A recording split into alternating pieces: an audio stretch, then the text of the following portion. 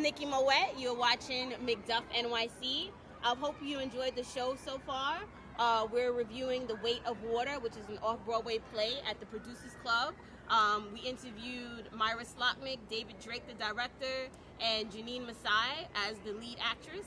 So we have more interviews coming up, and I'll see you in a little bit.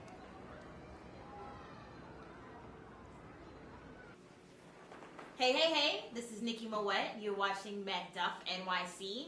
Today I have the pleasure of sitting with Myra Slotnik. How are you, Myra? I'm well, thank you. How are you? I'm doing great, thank you. Good. Thanks for having us and me. Us? No.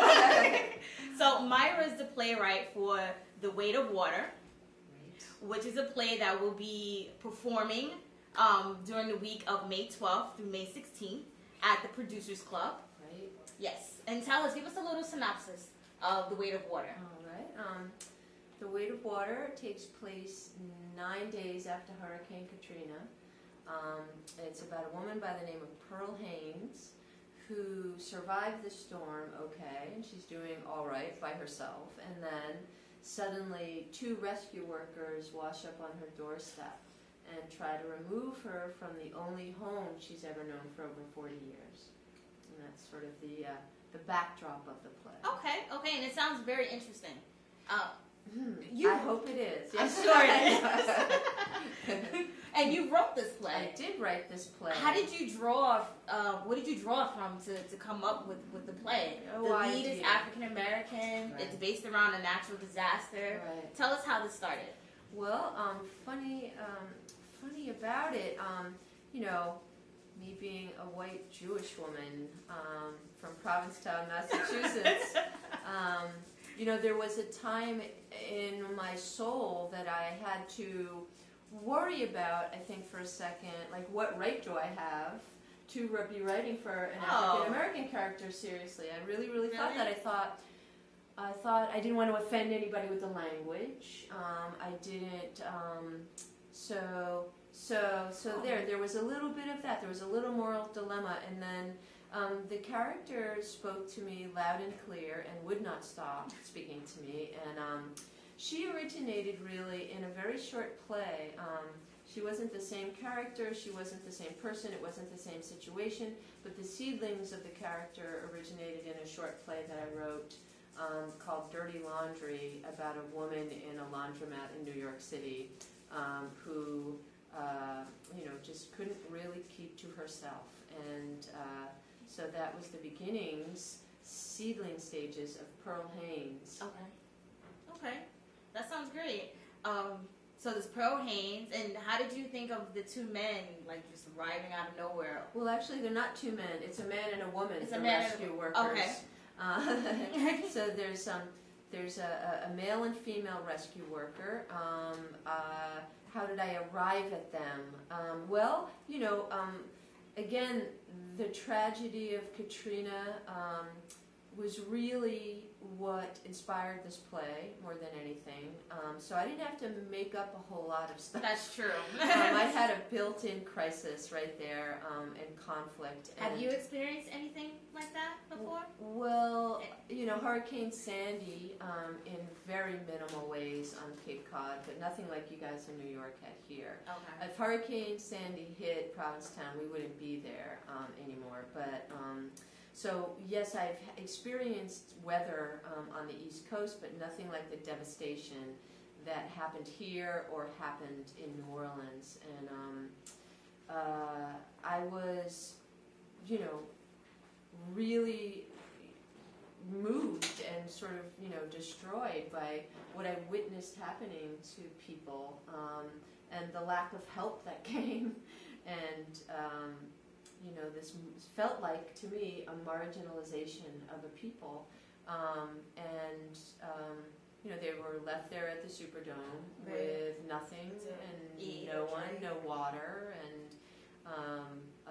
and treated like criminals, I would think, not like human beings. And it was very upsetting and devastating, and I did what I felt I could do to contribute. First, I set my dog crate down there. I did, I was really upset about the animals too, and so I had a spare crate. That was very nice. And the post office in Provincetown sent it for free, and it was so heavy. I'll never forget that experience. It was like, I don't care, send it. So it was like one of these really cool things, that you do, or you feel so helpless. You feel helpless. That's exactly how you feel. And I felt helpless, and the only thing I know how to do when I feel helpless is write. Send your dog crate. No. Right? Send dog crates. Send a dog crate, yeah.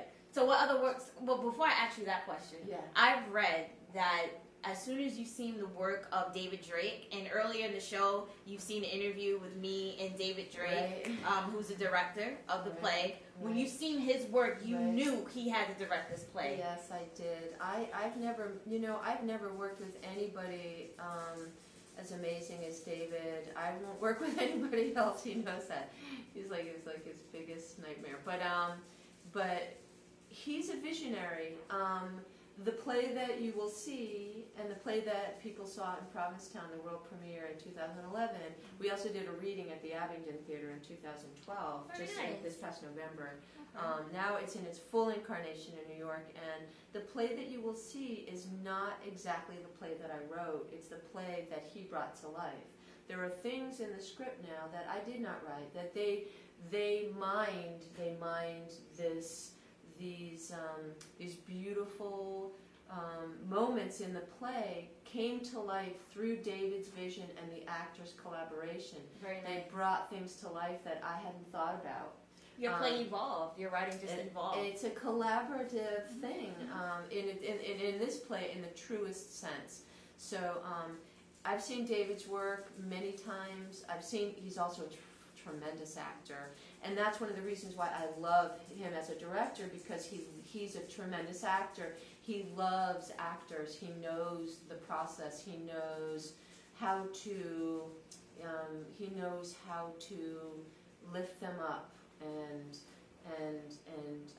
show them in the best light that they can be. So that's why I love working with David Drake.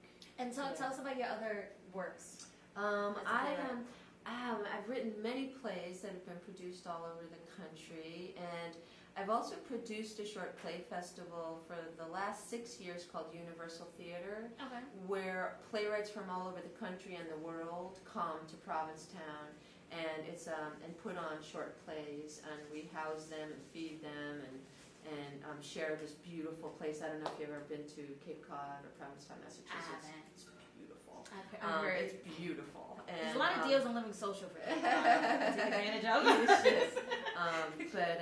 But anyway, so along with writing, I've been a producer for quite a long time. I've been an actor. I was a stand-up comic for 5 Really? years. I can see it. I was. I wasn't very funny, which is why no. I doubt that. But speaking of comedy, and on that note, speaking of comedy, I just want to say this one thing. It's very important about the play is that based on characters, their characters' inadequacies, behaviors. It's really funny in places, even though it's a devastating situation. Okay. There is comedy in the play. Okay, so that's good. There's no real earthly way that I would put anybody through sitting through devastation for 2 hours without having a little lift to that. So. Okay. Yeah. Okay, that's awesome. What advice do you have for aspiring actors and playwrights? Well, for actors, never give up. Aspiring actors, never give up. If you feel it's something you have to and need to and have to be doing, and you feel that it is a life that you need to choose, and you feel the passion about, you feel that passion, I say never give up. Don't quit before the miracle. Don't give up. As a writer, I say read. Okay. Read. As a playwright, read and go to plays. Read as many plays as you can. Books, novels, poetry. Some of the most incredible influences in my world are poets and novelists, and everything informs all of my work. Life in general. But read, and also a really great thing is to always write at the same time of day, if you can, so that your subconscious really kicks in. Your creative subconscious kicks in the same time every day. You can train that to happen. Really? So like if there's a day, and if I usually write, my hours are normally between 10 and 3 are my peak hours. If I'm not writing at 10 a.m. one day and I'm just maybe like walking the dog or whatever I'm doing, I start writing in my head. Really? And it's like, it's pretty amazing. So okay, that's a great tip. Yeah. Okay. And let your characters speak for themselves. Let your characters write the play, if at all possible. Okay. So Thank you so much, Myra. My pleasure. Thank you, Nikki. Thank you for having me and all of us, and for helping us, champion our play. We look forward to seeing the play. You can go to MacDuff NYC, MacDuff NYC.com, and you can read the review. There'll be a link for this interview. And thank you so much for watching MacDuff NYC. Myra, it was great meeting you. My pleasure. Thank you. Thank you. And I will see you next week. This is Nikki Moet again. You're watching MacDuff NYC. I hope you enjoyed the show. I wanted to thank Myra Slotnik and David Drake and Janine Masai for giving us the interview and giving us, inviting us to the play, The Weight of Water. It was absolutely fabulous. Again, go to MacDuffNYC.com and read the review. Until next week. Bye, MacDuffers.